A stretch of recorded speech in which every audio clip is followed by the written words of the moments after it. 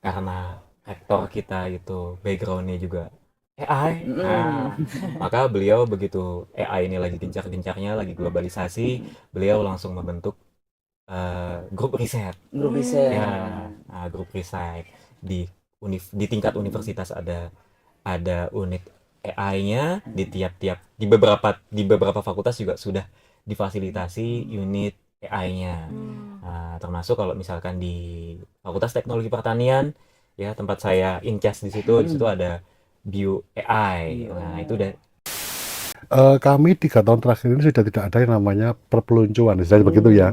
Ya, jadi tujuan PKKMB adalah kita memberikan informasi seperti apa sih. Ini kan yang masuk ke UB itu kan berbagai macam daerah dengan lingkungan yang berbeda. Di situ kita beri informasi bagaimana kita melakukan kegiatan di di pendidikan tinggi seperti apa.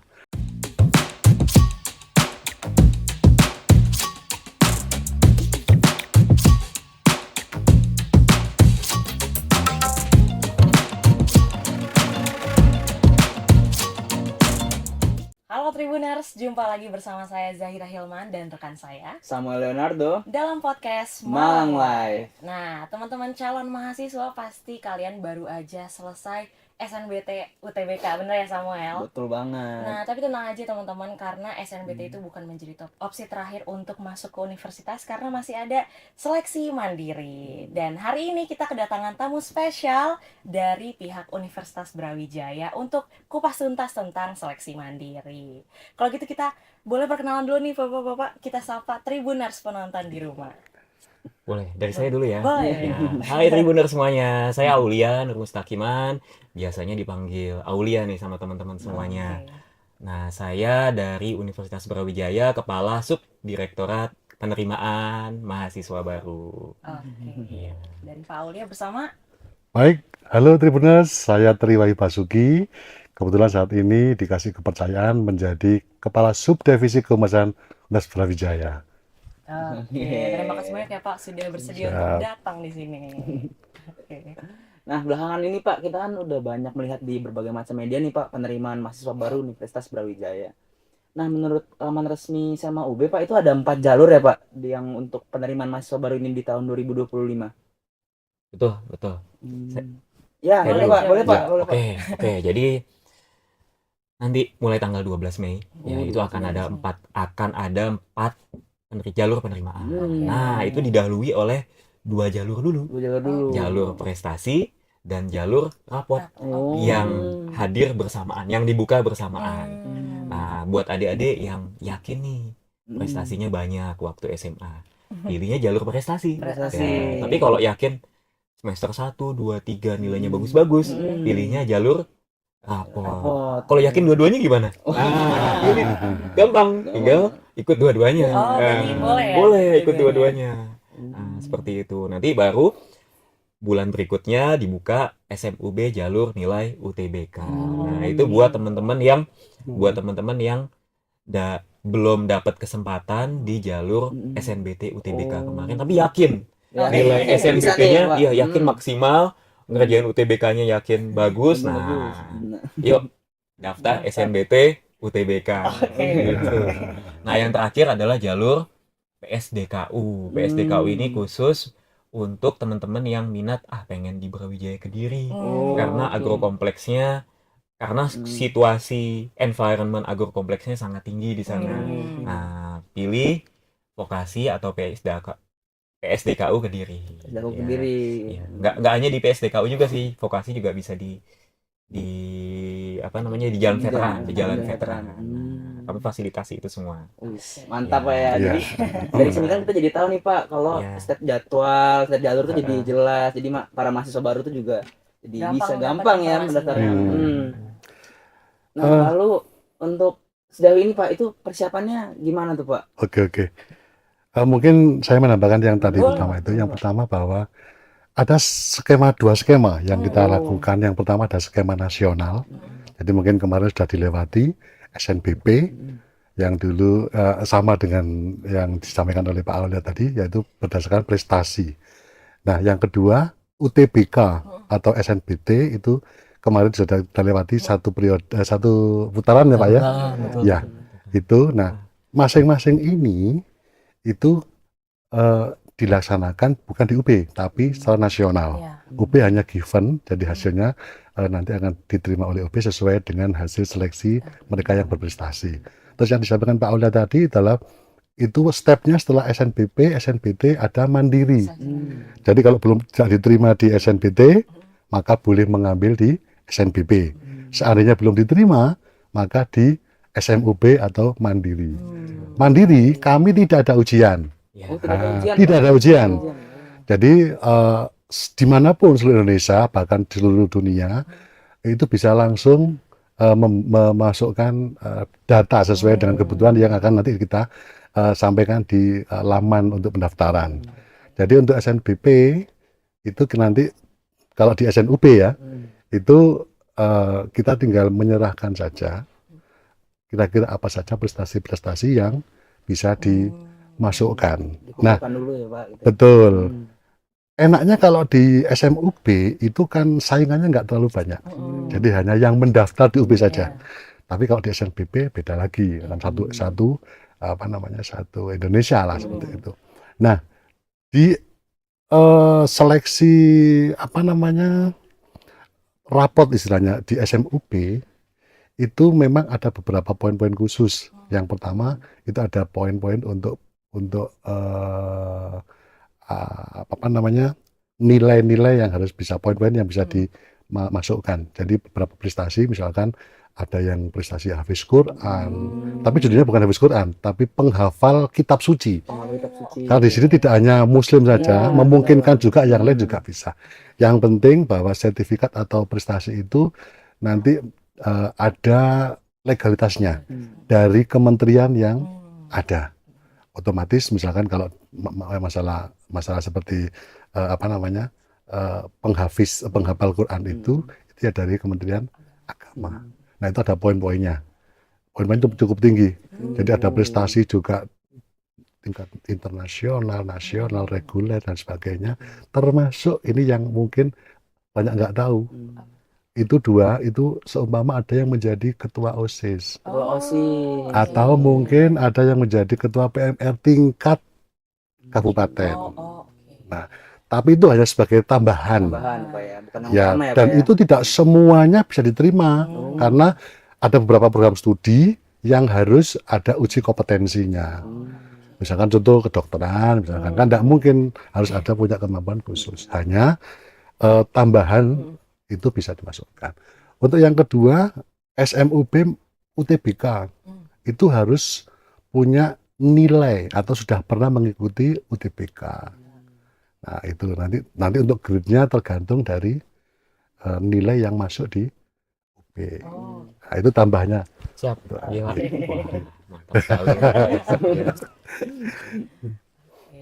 Berarti kalau untuk proses penerimaannya itu kayak gimana Pak? Apakah ada syarat-syarat lebih detailnya gitu? Oke, baik. Untuk persyaratan lebih detailnya itu adik-adik semuanya, mas-mas Tribuners bisa cek di Selma UB ACID. Tapi kisi-kisinya ya.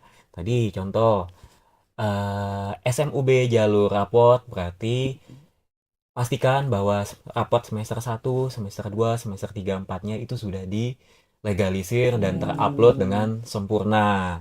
Nah, yang kedua tadi SMUB jalur prestasi, pastikan bahwa prestasi yang adik-adik Tribuners upload itu terlegalisasi oleh lembaga yang resmi. Contoh sekarang kan Olimpiade Sains itu kan ada banyak.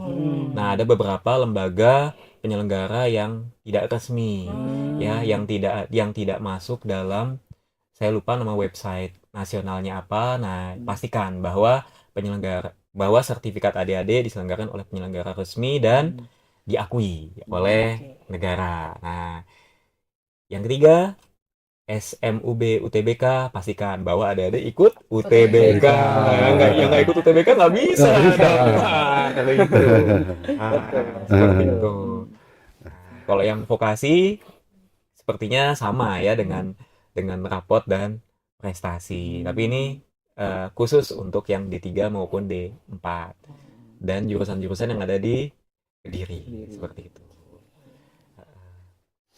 Catat baik-baik ya. Iya, harus dicatat baik-baik itu. Baik-baik. Jangan sampai ketinggalan lah ya. Betul. Sebenarnya Mas-mas, Mbak-mbak, ada lagi jalur khusus lagi, Oh, apa itu, Mbak? yaitu jalur Ai- IUP.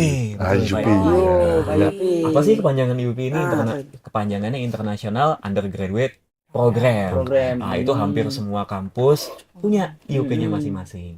Nah, kebetulan UB ini sudah IUP intake ketiga, gelombang ketiga. Gelombang ketiga. Nah, yang berbeda dengan jalur SMUB, IUP ini hampir persentase yang diujikan adalah bahasa Bahasa Inggris. Inggris. Oke. Ya, ujian tulis bahasa Inggris, wawancara Bahasa bahasa Inggris. Nah, yang mana kompetitornya jauh lebih longgar dibandingkan jalur SMUB maupun UTBK. Tapi bahasa Inggris gitu. Nah, Bahasa Inggris. Nggak usah bingung mau daftar yang mana, daftar semuanya. Semuanya. Iya, betul. Betul. Kalau untuk IUP berarti hanya ada 3 gelombang ya? Cuma 3 gelombang. Ya, hanya ada 3 gelombang dan ini gelombang yang terakhir. Gelombang. Oke, gelombang terakhir. Baru dibuka. Baru dibuka. Baru dibuka. Jadi bisa langsung aja nih. Jadi Iya. ya, kesempatannya masih besar. Masih besar. Nah, Nah, lalu Pak, untuk yang mahasiswa difabel itu gimana Pak? Apakah ikut dalam jalur yang sama atau ada jalur yang terpisah atau bagaimana Pak? Oke, baik. Ini bagus pertanyaannya. Nah, untuk mahasiswa inklusif ya atau difabel, kami tidak melarang untuk ikut jalur yang reguler ya, tapi kami juga menyediakan jalur khusus difabel, yaitu namanya SMPD, seleksi mandiri program difabel. ya program difabel ya. Nah, itu khusus, itu jadwalnya sama. Jadwalnya sama dengan jalur reguler, dengan jalur rapot dan prestasi. Nah, seperti itu. Jadwalnya yang sama, tapi programnya yang berbeda. Berbeda. Nah, itu dia. Jadi itu hanya pelengkapan berkas atau ada wawancara, ada tes-tes yang lainnya tetap sama atau ada perbedaan Pak? Contohnya kemarin seperti UTBK, ada yang memang dari teman-teman berkebutuhan khusus itu ikut ujian. Nah, ini UB juga menyediakan tempat khusus.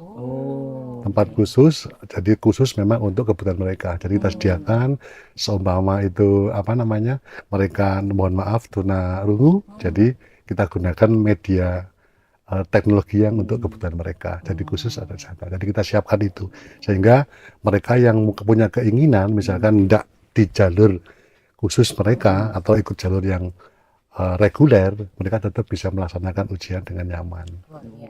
Ya. Tribuners, teman-teman Tribuners, UB ini emang brandingannya kampus yang ramah inklusif gitu kan Ya. Pak ya. Nah, ini perlu kami sampaikan. Nah, Tahun lalu, nah kami juga dapat anugerah dari salah satu media bahwa UB itu di Jawa Timur merupakan kampus yang inovatif, informatif, dan inklusi. Luar biasa. Nah, ya. jadi ini dibuktikan bahwa kami tahun 2023 pernah mendapatkan penghargaan karena ramah disabilitas dari lembaga yang ada di Asia Tenggara.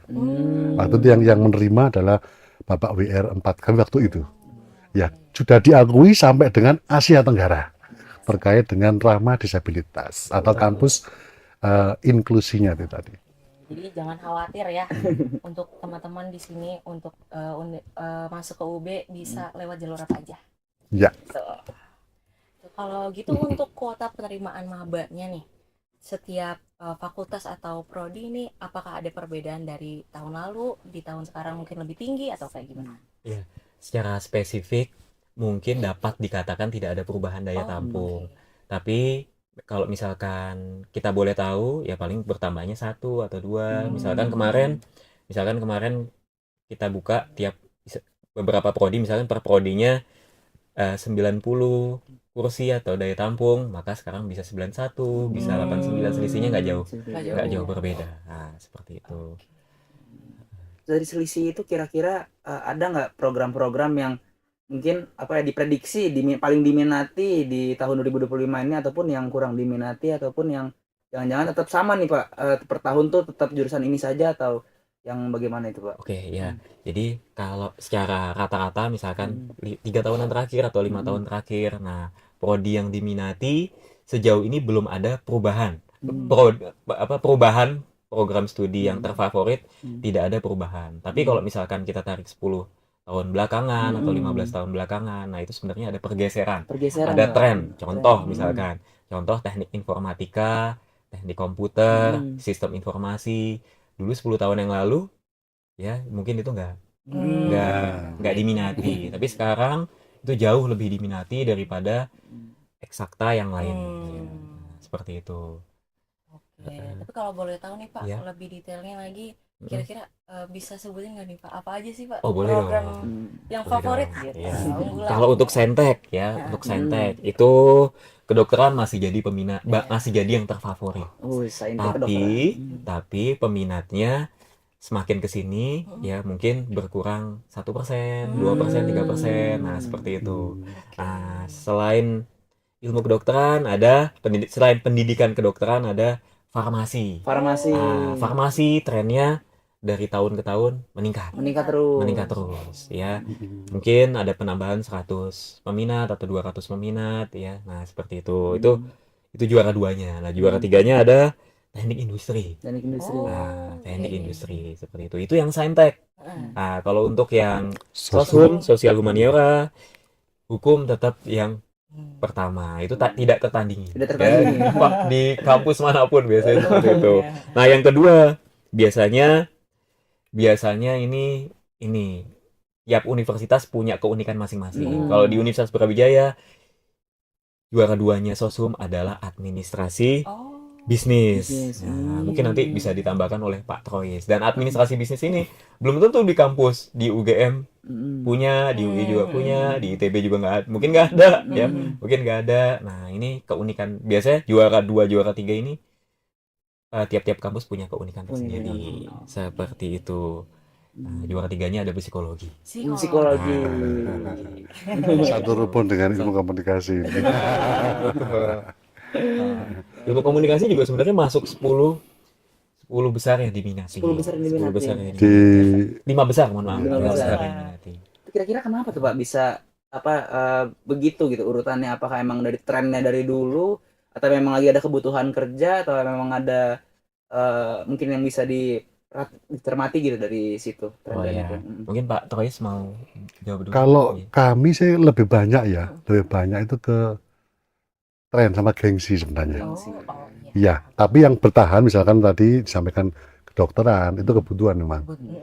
Karena kalau kedokteran otomatis harus punya pengetahuan yang berbeda. Karena ini urusannya dengan kesehatan atau nyawa mungkin ya. Ya kalau yang Soshum memang dari tahun ke tahun dimanapun Fakultas Hukum menjadi pilihan utama. Karena di sana itu kalau mau bekerja di lulusnya itu bisa kemana-mana. Bisa jadi pengacara mungkin, advokat dan sebagainya. Bahkan sekarang trennya itu kan menjadi legislatif mungkin Pak. Nyari kursi. Ya. Terus yang kedua, yang selalu stabil tetapi juga tinggi di samping tadi disampaikan oleh Pak Aulia itu adalah akuntansi. Ya, karena akuntansi ini bisa ke mana-mana. Untuk yang Soshum ya, bisa larinya ke Kementerian Keuangan, perpajakan macam-macam itu bisa fleksibel ke sana. Dan dari tahun ke tahun bertahan. Jadi kalau di Soshum itu akuntansi yang bersama dengan yang di ilmu farmasi. Kalau yang Fakultas Hukum sama dengan yang di kedokteran. Itu. Tadi kita udah bahas yang favorit. Ya. Kan ada yang kurang diminati nih. Iya.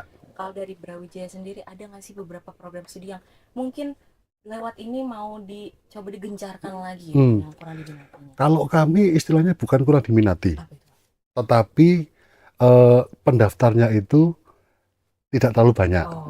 Jadi misalkan kuotanya katakanlah 200, tetap yang mendaftar 300. Jadi ada tidak sampai kosong. Selisih kuotanya itu ada ya Pak ya? Ada. Dan masih tetap ada yang belum bisa masuk ke UB. Cuman keketatannya lebih longgar. Nah itu. Nah kami kalau dari sisi humas kita ada humas untuk penerimaan nasional. Jadi kita tergabung dengan 70 PTN se-Indonesia. Nah, di sana ada wadah untuk mempromosikan kira-kira yang tadi dikatakan prodi yang masih kurang peminatnya, tapi sudah mencukupi itu. Itu kami ada pembuatan video, namanya video ekspedisi program studi. Oh, oke. Nah, itu dikasih dan itu ada rewardnya. Rewardnya dari sana, sehingga itu kesempatan kami untuk bisa mempromosikan dalam bentuk visual. Oh, oke. Jadi, kalau yang lain mungkin ada beberapa kegiatan yang dilakukan akademik, ada kan kita juga tergabung dengan beberapa perkumpulan seperti apa namanya Pak, MG. Jadi kita ada paguyuban guru-guru BK, SMA, SMK atau sederajat seprovinsi. Nah, itu biasanya ada perkumpulan itu. Nah, kita manfaatkan itu. Mereka kan setelah bergilir per kabupaten itu ada kegiatan edu fair. Oh iya. Nah, itu kita sampaikan. Itu sosialisasinya berarti ya. Betul, kita sampaikan. Walaupun kita menyadari bahwa UB termasuk favorit. Iya. Jadi makanya bukan sok apa ya, tapi kalau dikatakan diminati itu memang bukan tidak ada diminati, tapi jumlahnya itu kita nolaknya itu nggak banyak. Lebih longgar. Betul. Oke. Tapi itu menjadi salah satu strategi untuk menggait mahasiswa juga kan ya, Pak, calon mahasiswa. Ya. Dari itu kan pasti Brawijaya juga punya program beasiswa. Betul. Nah, beasiswa apa aja sih Pak yang ditawarkan oleh Brawijaya? Sebenarnya sama dengan perguruan tinggi negeri yang lain. Kita juga ada kerjasama dengan kementerian, ada beberapa perusahaan nasional internasional, BUMN itu ada. Tapi yang menarik adalah UB itu ada yang namanya Sibaku, sistem bantuan keuangan. Di samping mereka juga bisa memberikan bantuan keuangan dalam bentuk UKT, tapi juga di situ ada misalkan begini, ada anak yang dari SMA itu sudah dapat beasiswa dari perusahaan orang tuanya, atau mungkin tercatat sebagai KIP SMA atau daerah, itu kita bisa langsung otomatis dengan menggunakan program Sibaku itu, tentang keuangan. Nah, ini otomatis mahasiswa itu sudah tidak sanggup lagi jika nanti. Nah, ini.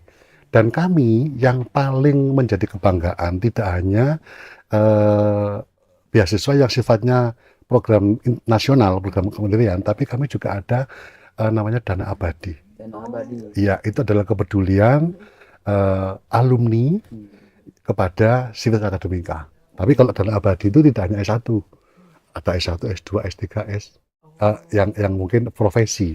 Nah, itu juga kita berikan bantuan. Nah, itu untuk sementara ini memang lebih banyak ke S2, S3. Untuk keperluan ya penelitian dan sebagainya. Nah, kalau boleh menyampaikan nominalnya saat ini dana abadi itu sudah ada hampir sekitar 54 miliar.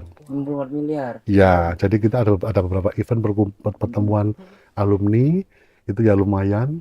Karena saat ini mohon maaf alumni kita di UB itu menduduki posisi-posisi strategis baik nasional maupun ini menjadi nilai plus kami di samping untuk membantu bagaimana teman-teman itu mendapatkan beasiswa. Juga paling tidak ada pertanyaan yang paling sering, kalau kami kuliah di UB nanti kerjanya jadi apa? Padahal bahwa komitmen UB adalah tidak menciptakan lulusannya untuk mencari pekerjaan, tapi menciptakan pekerjaan. Tapi ini kan mesti ada, karena mohon maaf ada yang mungkin tidak prestasi dan sebagainya. Itu kita kasih wadah melalui alumni itu. Dengan adanya alumni yang berada di posisi tertentu, itu memungkinkan alumni yang lain akan ditarik. Karena lebih enak komunikasi dengan sesama alumni daripada dengan yang lain kan begitu. Ya, itu mungkin yang beasiswanya. Tapi kendalanya adalah saat ini beasiswa itu jarang sekali mahasiswa mengambil. Kenapa itu Pak? Mereka mungkin enggan atau mungkin kalau mohon maaf ya, ini yang bukan yang bidik misi ya. Kalau mereka dapat beasiswa itu dianggap kurang mampu soal ekonomi. Nah itu. Jadi kami mulai tahun 2021 itu ada anggaran sampai 281 miliar. Itu keserapnya cukup sulit. Bahkan dulu waktu kami ada di kemahasiswaan, misalkan kita punya kuota targetnya ya 20 mahasiswa nyari 2 orang saja itu kayak kita ngemis. Ada stigma di kalangan mahasiswa. Iya, kan ya? betul. Nah, akhirnya itu ketika kita ketemu dengan mahasiswa dan sebagainya, kita sampaikan bahwa beasiswa itu bukan untuk yang kurang mampu saja, tetapi itu apresiasi. Nah, mungkin saat ini misalkan yang mampu, yang punya uang banyak, dengan beasiswa itu lumayan. Uang yang lain bisa dipakai untuk mungkin kursus bahasa Inggris, kursus kemampuan-kemampuan yang membutuhkan biaya banyak. Nah, dan ini mungkin kami pengen menyampaikan bahwa di UB lah tempatnya untuk seperti itu. Nah, jadi bahasanya kalau pernah lihat acaranya Gus Idam, bahwa kalau kita pengen apa namanya sukses, carilah tempat yang pas. Tempat yang pas. Nah, Tempatnya di mana tempatnya? nah bagi Tribuners inilah Ya. di UB Di itu UB. pas, gitu kan. Memang kita masuknya dengan jalur prestasi. Iya, iya. Tapi di situ ada pembentukan karakter yang sudah kita siapkan, standar internasional dengan akreditasi unggulnya itu. Pak Trois, kita langsung arahkan Tribuners. Jadi kalau mau cari tempat yang pas, di mana Pak Trois tadi? Universitas Brawijaya. Betul sekali, ya. Tapi ya tadi persiapannya memang harus Harus sip. sip. Tapi pasti bisa. Iya, Pasti bisa. Nah, Pasti Tribuners kan bisa cek tuh di TikTok ya, ada beberapa apa namanya? Video-video FYP kesenjangan. Antara dosen dengan mahasiswa, antara guru dengan siswanya. Nah, biasanya mahasiswanya tuh lebih mantap Mantap. gitu. Aduh, nah tadi tuh juga udah ada, ternyata alumni UB juga ada di yang pengisi posisi strategis ya di dunia Iya. pekerjaan Pak. Terus tadi juga ada IUP juga. Betul. Nah itu kira-kira ketika para mahasiswa ini menjalani program perkuliahan ini itu ada nggak Pak program yang tentang pertukaran mahasiswa ke luar negeri ataupun mungkin summer exchange program atau yang program-program yang ditawarkan UB untuk ke luar negeri? Oke, baik. Pertanyaannya bagus sekali. Jadi khusus untuk jalur IUP, nah, itu akan ada kewajiban bagi adik-adik calon mahasiswa untuk pergi ke luar negeri. Jadi bukan himbauan lagi, tapi wajib. Wajib, Nah, dan nanti akan diarahkan oleh dosen pembimbingnya masing-masing. Nah, tiap calon mahasiswa tentunya berbeda. Ada yang diarahkan ke Taiwan, ada yang diarahkan ke Thailand, ada yang diarahkan ke Malaysia, dan itu tergantung mitra dan dosen pembimbingnya masing-masing. Nah, itu yang jalur IUP. Nah, untuk jalur reguler, jangan berkecil hati, Tribuners. Nah, tetap ya, dosen pembimbing ya akan mengarahkan, akan menghimbau, akan memfasilitasi adik-adik terutama yang bisa bahasa Inggris. Bisa bahasa Inggris. Yang bisa bahasa Inggris untuk exchange, untuk penelitian di luar negeri yang sudah disediakan oleh UB Star ya Pak ya. Mungkin Pak Trois bisa menambahkan nih. Gimana UB Star? Jadi kalau misalkan kita melihat dari IKU, Betul. itu ada komponen yang namanya inbound dan outbound. Nah, tapi dalam bentuk kalau outbound itu ada tadi ada UB Star, ada IAAS, ada kalau yang nasional itu ada ISMA, kalau yang internal ada BISMA, itu nama saja. Jadi artinya begini, kalau inbound itu bagi mereka yang mungkin belum kesempatan untuk berbahasa Inggris dengan lancar. Itu adalah mahasiswa asing yang melakukan joint research atau apapun di UB. Nah, jadi mereka yang mungkin tidak lolos seleksi untuk bisa ke luar negeri, itu ada media itu. Tapi memang tidak banyak. Ya, yang saat ini sedang berjalan itu adalah mahasiswa Prancis, Jerman, sama Jepang. Ya, tapi untuk yang lain itu ada yang namanya outbound Indonesia, mahasiswa UB yang berkesempatan untuk ke luar negeri. Dalam program tadi itu ada BISMA sama ISMA kalau yang internasional. Nah, di sana memang pesertanya harus memiliki kemampuan bahasa Inggris dan minimal semester 5. Karena di sana itu di samping untuk belajar bagaimana sih kehidupan di sana sebagainya, atau mungkin penelitian, juga ada transfer kultur seperti apa. Jadi nanti mahasiswa di sana yang melakukan outbound itu juga dikasih kesempatan untuk mengajar ke sekolah menengah dasar, ke sekolah dasar, sekolah menengah. Sehingga di situ ada apa tambahan budaya kan, seperti apa budaya pendidikan di sana. Nah, itu memang ada beberapa kriteria. Ada yang sifatnya cuma 2 minggu atau 2 bulan dan sebagainya. Tapi semua itu kalau di program yang adanya di UB Star itu diakui sampai 20 SKS. Betul. 20 SKS. 20 SKS. Ya, tapi memang ya karena ini yang biayai dari UB, ya paling satu angkatan cuma 20 orang mungkin. 20 orang, enggak banyak. Tapi ada yang sifatnya kalau yang ISMA itu biasanya gabung dengan PTN yang lain. Iya. Tapi ya itu tadi, enggak terlalu banyak. Cuman bagi yang belum kesempatan ke luar negeri masih ada namanya inbound tadi, itu istilahnya kalau kita IKU, ya, untuk pemenuhan IKU-nya itu. Ya. Kan banyak program kan di luar negeri kan, Banyak banget tuh programnya. buat maba ada, buat mahasiswa yang skripsi ada, UB Star UB tadi. Star. Ya, betul. Ada lagi yang buat maba tadi SIAP namanya. Oh. Nah, itu program dari Wakil Rektor 1 bagian pendidikan khusus untuk cultural exchange. Oh. Nah, jadi jangan khawatir, gak hanya buat semester yang semester lama ya, tapi juga untuk semester maba-maba juga Oh, bisa. bisa. Semuanya kebagian ada Semuanya. programnya. Ya. Nah, Tribuners FYI di FISIP nih, karena kita berdua dari FISIP, ada banyak mahasiswa bule Australia sebenarnya nongkrong di FISIP. Jadi itu salah satu menjadi bagian juga dari programnya Universitas Brawijaya gitu. Betul. Nah, tapi selain ngomongin akademis, pasti kan UB juga punya UKM ya, Pak? Ya. Nah, kira-kira di UB ini ada berapa UKM dan apakah maba ini perlu untuk ikut UKM di awal-awal semester gitu? Kalau UKM kita punya wadahnya. Jadi bagi mereka yang dari SMA itu memiliki hobi untuk berorganisasi. Nah, kita ada. Kalau dari bidang-bidangnya itu ada bidang penalaran, bidang seni, bidang minat, bidang olahraga, dan bidang religi.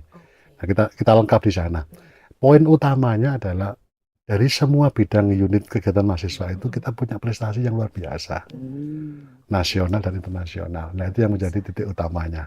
Jadi bagi nanti teman-teman Tribuners yang memang dari SMA itu punya kesenangan berorganisasi, UB mewadahi itu semua. Jadi ada banyak hal yang bisa dieksplor untuk mengembangkan pengetahuan non akademiknya. Ya. Di support semua berarti ini Pak ya. Betul, Di ya. support semua. Nah, terus selain yang tadi itu dari akademis, non akademis, nah sekarang tuh juga lagi ini Pak banyak diperbincangkan mengenai AI Pak. Nah, kira-kira UB sendiri tuh bagaimana tuh dalam menanggapi AI ini dalam masa perkuliahannya ataupun mungkin masa penerimaan mahasiswa baru tadi jika dihubungkan, ataupun dalam berbagai hal yang UB tawarkan. AI ini dilihat sebagai apa Pak? Oke, baik, terima kasih. Ini pertanyaan yang trending sekali ya, karena rektor kita itu backgroundnya juga AI. Nah, maka beliau begitu AI ini lagi gencar-gencarnya, lagi globalisasi, beliau langsung membentuk grup riset. Grup riset. Ya, grup riset di tingkat universitas ada unit AI-nya, di beberapa fakultas juga sudah difasilitasi unit AI-nya. Termasuk kalau misalkan di Fakultas Teknologi Pertanian ya, tempat saya in charge di situ ada Bio AI. Nah, itu udah saya yakin di beberapa fakultas sudah mulai banyak unit-unit AI yang bermunculan. Itu nggak hanya di tingkat fakultas, tapi di tingkat mahasiswa. Nah, juga pelan-pelan sudah mulai banyak yang bermunculan. Nah, nggak hanya itu juga di roadmap penelitian Universitas Brawijaya juga mulai dosen-dosen maupun mahasiswa mulai dimotivasi, mulai diarahkan untuk meneliti, untuk mengembangkan riset, skripsi, tesis, dan lain-lain yang mengacu pada AI. Nggak hanya itu, pelatihan-pelatihan juga sudah mulai digalakan ya di Universitas Brawijaya. Universitas Brawijaya punya pelatihan kayak kayak X gitu Mas. Nah, ya Tribuners bisa cek di UBX, ACID, UBX, ACID. Siapapun bisa mendaftar di situ. Ada di situ ada pelatihan AI, ada pelatihan macam-macam. Ada pelatihan tentang lingkungan hidup, ada pelatihan tentang program dan lain-lain. ubx.ac.id. Paket lengkap ya pokoknya ya, paket lengkap. Jadi UB ini nggak melihat AI sebagai ancaman, tapi kita Betul. genggam bersama Betul. untuk Iya, terus betul. maju berarti ya. Jadi adanya kesuksesan Pak Rektor yang disampaikan Iya. oleh Pak tadi bahwa kita juga Iya. ada kerjasama, kita punya superkomputer Yes, tepat kerjasama sekali. dengan Nvidia. Oh. Jadi kita di rektorat itu ada AI Center. Kebetulan di sana dari teman-teman DTI yang menangani itu, tapi itu untuk semua kebutuhan dari fakultas-fakultas. Jadi ada salah satu superkomputer. Dan yang paling menarik adalah terkait dengan keterlibatan mahasiswa. Kita juga sampai untuk rekonstruksi kurikulum, ya kurikulum yang sekiranya juga bisa menambah wawasan terkait dengan AI. Bahkan mungkin ada beberapa program studi yang muncul itu juga pengembangan dari adanya AI ini. Kita tidak membatasi karena itu adalah sebuah transformasi teknologi. Harus diikuti, tetapi yang jelas bahwa ini adalah harus kita sikapi secara intelektual kan begitu. Ya. Mungkin ada dua prodi yang mengandung AI itu baru belum ya? Oh iya, Bioinformatika. Bioinformatika satu sama peternakan cerdas. Nah, di tahun ini ada. Tahun ini. Ya, betul. Baru mau pecah telur. Tahun ini sudah Udah kita ada. tawarkan Oh, baik yang nasional maupun yang Yang internasional. yang SMUB. SMUB ya. Ya. Jadi ada bioinformatika, itu gabungan dari kemipaan sama ilmu komputer. Terus kalau yang itu juga sama, Iya. peternakan cerdas ya Pak ya? Peternakan cerdas. Cerdas. Ya. Makanya pastikan Tribuners nanti memasukkan pilihan itu apa? Tadi bioinformatika sama peternakan cerdas menjadi pilihan SMUB. Karena kita juga tahu, masyarakat juga tahu UB ini kan kampus bergengsi ya Pak di Indonesia. Nah, kalau dari pihak universitas sendiri gimana caranya memberikan bekal kepada mahasiswa nanti saat sudah lulus siap bersaing di dunia luar gitu. Oh, jenengan. Oh, oke. Yang jelas kalau kurikulum kita sudah kurikulum yang mengikuti perkembangan kebutuhan. Jadi seperti data science itu juga permintaan dari Dikti supaya UB juga punya peran di sana. Terus terkait dengan banyak hal sih. Kita juga banyak ada kerjasama dengan pihak-pihak luar. Ya di sini biasanya kalau mahasiswa itu lulus ada pembimbingan melalui Direktorat Pengembangan Karir. Bagaimana kita mempersiapkan diri untuk menghadapi tantangan pekerjaan di luar. Mulai bagaimana kita membuat CV dan sebagainya. Itu kita ada pembimbingan seperti itu sehingga mahasiswa nanti ketika sudah lulus siap bekerja itu mereka bisa bersaing dengan kemampuan dan kualitas yang di atas yang lain gitu. Mungkin dari Pak. Oke, ya. Jadi setiap universitas kampus ya itu punya keunikan masing-masing. Salah satunya Brawijaya dengan keunikan World Class Entrepreneurship. Nah, itu core-nya Brawijaya. Dan sejak semester 1, core itu sudah mulai dihilirisasi di kurikulum mahasiswa. Nah, harapannya ketika mahasiswa itu bisa lulus ya. Nah, mahasiswa itu mempunyai soft skill ya yang gak hanya diterima oleh perusahaan tapi juga bisa mencetak usaha-usaha baru atau bisnis baru di pasar. Nah, seperti itu. Ya, sehingga tidak kalah dengan PTN lainnya yang bergengsi. Nah, seperti itu. Berarti disupport terus lah pokoknya ini ya semuanya semua. Gaspol. Nah, lalu udah makin dekat tadi Intek Ayib juga udah mau yang ketiga ini Pak ya. Terus juga yang minggu lalu kalau nggak salah terakhir SNBT ya Pak. Penerimaan. Nah itu kira-kira untuk PKKMB-nya nih nanti nih pas masa pengenalan kampusnya itu udah ada jadwal belum Pak? Kira-kira kapan tuh diadakan itunya? Oke, baik. Jadi untuk PK2 Maba atau PKKMB pengenalan kehidupan kampus mahasiswa baru ini akan kami laksanakan di awal hingga pertengahan bulan Agustus. Oke. Hingga 15 atau 17 Agustus. Jadi sebelum Agustus itu semua jalur masuk ya penerimaan mahasiswa baru itu akan ditutup.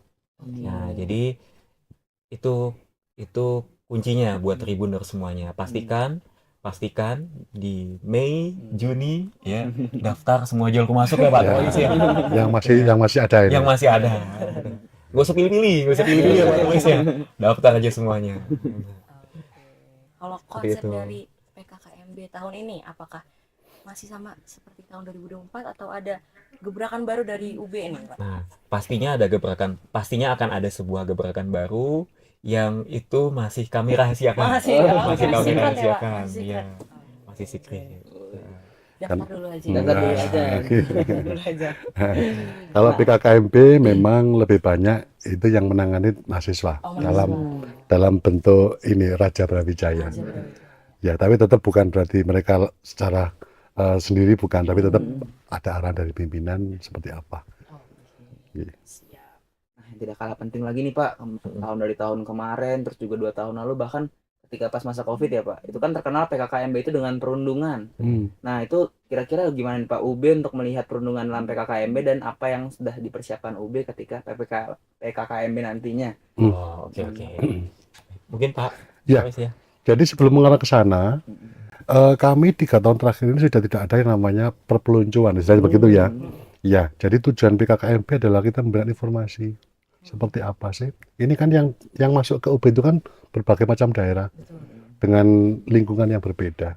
Di situ kita beri informasi bagaimana kita melakukan kegiatan di di pendidikan tinggi seperti apa. Di situ juga ada kita munculkan beberapa apa namanya inisiator inspirasi kita undang beberapa tokoh nasional baik itu dari menteri. Kalau tahun ini moga-moga Bapak Presiden bisa hadir karena tahun lalu sebenarnya beliau mau hadir, cuman karena mungkin padatnya itu belum memungkinkan. Nah, beliau waktu itu menugaskan menterinya untuk bisa hadir. Calon menteri waktu itu masih belum dilantik ya, untuk bisa hadir di UB. Nah itu salah satunya adalah kita memberikan bahwa kalau sudah diterima di UB ada kebanggaan, ada rasa bahwa oh ya betul pilihan saya adalah di UB. Nah terkait dengan itu kita sudah kasih bukan pembatasan ya, kita kasih jadwal yang wajar lah, karena mungkin teman-teman tahu bahwa di Malang itu hawanya dingin. Kalau yang dari luar kota yang mungkin tidak sama dengan yang di Malang ini adaptasinya juga butuh waktu. Kalau dimulainya lebih pagi, nah ini kayaknya kasihan gitu kan. Nah ini kita kasih jam yang normal. Jadi setiap kegiatan itu di PKKMB kita mulainya itu jam 7 untuk pengkondisian dan berakhir jam 3 sore. Diharapkan sebelum jam 3:30 sudah keluar dari UB untuk istirahat melanjutkan kegiatan PKKMB yang hari berikutnya. Kita tidak lama-lama, kita cuma ada 2 hari. Pertama itu informasi terkait akademik, kedua informasi terkait kemahasiswaan, termasuk dengan informasi UKM tadi. Nah di sini hubungannya dengan UKM kita ada open house. Oh iya. Nah satu wadah memang untuk komunikasi dengan sesama maba, tapi di sana ada rangkaian untuk memberikan informasi. Oh ada UKM apa saja sih di sana, sehingga mereka juga bisa datang dan sebagainya. Tapi kemasannya kemasan yang anak zaman sekarang, menarik dan sebagainya. Jadi nggak harus kayak pakai seragam yang seperti apa, enggak. Jadi santai, tapi apa yang dibutuhkan oleh calon mahasiswa baru, bukan calon ya, itu dapat. Iya. Dan itu enggak sampai malam-malam. Maksudnya ya kita mulai jam 7 selesai jam 3. Jam 3 sore. Jadi mereka bisa istirahat, saya tetap artinya bisa menerima informasi itu dengan fresh. Gitu. Nah, mungkin untuk menambahkan tadi apa yang disampaikan Pak Tois, Pak Tri Basuki ini hits banget ya. Nah, untuk menambahkan Pak Rektor untuk menjamin bahwa kita ikut aktif terhadap upaya anti perundungan ya tiap fakultas ya kita juga menyediakan ULT KSP ya Pak Tois ya. Iya betul. Ya, unit layanan terpadu kekerasan seksual dan perundungan. Nah itu hampir di tiap fakultas ada dan aktif ya mahasiswa-mahasiswanya, terutama mahasiswa baru ya kalau ada apa namanya kasus atau apa namanya komplain persoalan pribadi, nah mereka nggak ragu-ragu buat lapor ke ULTKSP tadi. Nah, seperti itu. Dan di UB juga kita punya ini ya Pak ya, unit pelayanan kesehatan, konsultasi buat kesehatan mental juga ya Pak ya. Ya itu tidak hanya buat dosen, buat mahasiswa, tapi semua stakeholder. Ya ada dosen, teknik juga, bisa konsultasi. Paket lengkap ya. Di UB paket lengkap. Nah ini memang tuntutan karena tadi itu ini sekedar informasi bahwa tahun lalu peminat di UB itu ada sekitar hampir 230.000 Pak ya. Betul Pak. Tapi yang diterima hanya 15.000. Nah ini kami otomatis memberikan suatu upaya supaya mereka juga menjadi ada kebanggaan terhadap UB, juga menjadi semangat bahwa UB lah tempat saya untuk menempa pendidikan tinggi. Itu. Gimana Tribuners, udah mendapatkan informasi yang cukup? Cukup dong. Cukup dong, maksudnya udah lengkap banget Iya, ya. udah lengkap, super lengkap ini Super malah ya. lengkap. Dan itu dia tadi pertanyaan terakhir untuk mengakhiri sesi podcast hari ini. Ya, berarti kita berpisah ya. Berpisah. Aduh, gimana nih Tribuners nih? Kalau ada informasi lebih lanjut bisa cek ke Selma UB ya Pak? Ya. Ya. Jadi mungkin karena kebetulan kami itu di Humas, ada 3 website yang bisa dilihat oleh semuanya Tribuners, bukan hanya calon mahasiswa. Yang pertama adalah kita punya website portal ub.ac.id, itu secara umum. Kebijakan apapun di sana ada. Untuk berita-berita seputar apapun terkait dengan Tridharma Pendidikan di UB, baik kerjasama maupun yang lain, itu ada di prasetya.ub.ac.id. Sedangkan informasi terkait dengan penerimaan mahasiswa baru atau terkait dengan aktif mahasiswa itu ada di selma.ub.ac.id. Untuk menerima mahasiswa baru di Selma itu tidak hanya internal UB saja, tapi untuk pendaftaran nasional juga kita munculkan di sana informasinya. Lengkap, super lengkap. Nah, yang utama jangan sampai ini yang utama untuk Tribuners, like di IG kami kalau boleh univ.brawijaya. Aktif ya Pak. Saat ini kami baru 500.000 viewernya. Malah ini IG kita ya. Wah, iya, Artinya begini, di IG ini sebenarnya banyak informasi yang mudah untuk bisa dibaca karena memang kemasannya adalah kemasan untuk teman-teman supaya informasi itu bisa tersampaikan, itu aja. Oke, kalau gitu kita harus berpisah dulu di episode hari ini, dan saya Zaira Hilman dan rekan saya Samuel Leonardo pamit undur diri dan sampai jumpa di podcast Malang Live selanjutnya. Dadah Tribuners. Download Tribun X sekarang. Menghadirkan lokal menjadi Indonesia.